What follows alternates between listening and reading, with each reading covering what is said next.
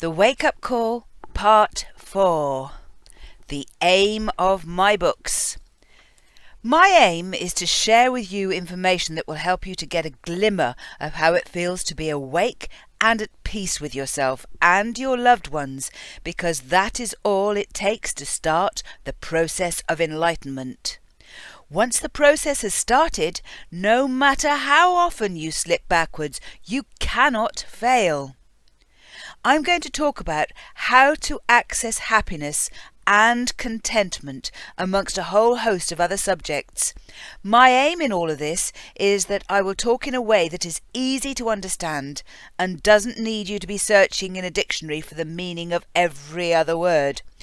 I know that there are many books that are written very well and cleverly written, but I've also found that these books have got long sentences and big words that make them difficult to follow.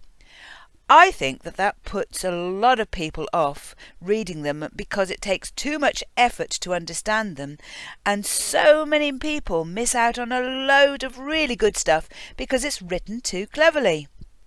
So, some of what I'll be writing about are the amazing things that I have read about on my long journey of discovery.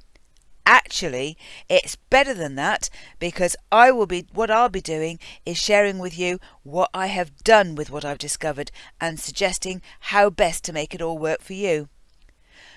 Another thing that I found to be off-putting is that some books have got lots and lots and lots to take in, and it's really easy to get lost and overwhelmed to the point that you give up trying to implement what they are suggesting.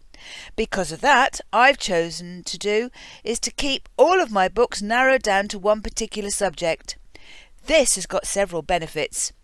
One, it's easy to read through in a short time. It's priced to be accessible to everyone.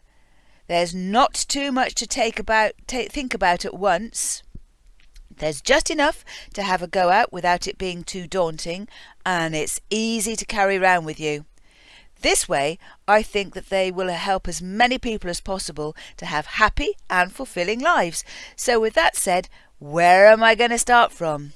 Well, the best place to start from, as I said earlier, is with you.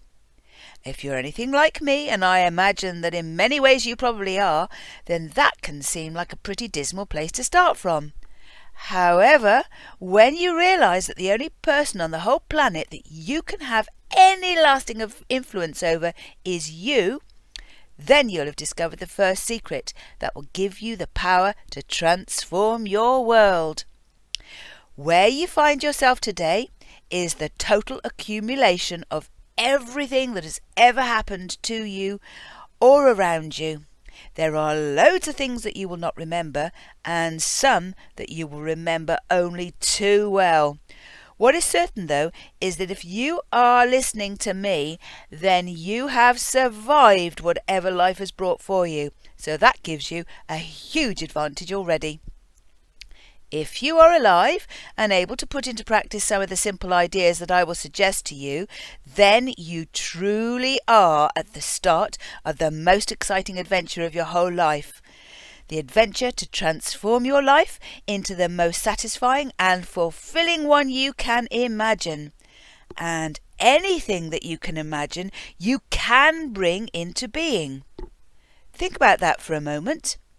Anything that you can imagine, you can bring into being. The potential in that is both terrifying and the most exciting thing imaginable. So, if you take that thought through to its most transforming evolutionary conclusion, and if the best place to start from is yourself, then it follows that you are on the most amazing journey of your life.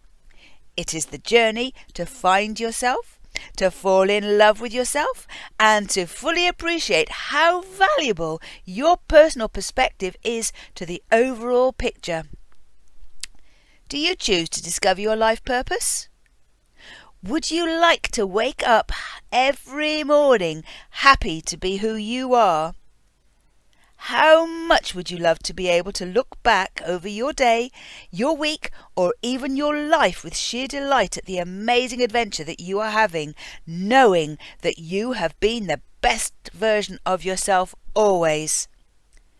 That perspective may be a little hard to grasp if you've got anything like the amount of self-doubt that I used to have. What you will discover, though, is a whole new way of looking at things.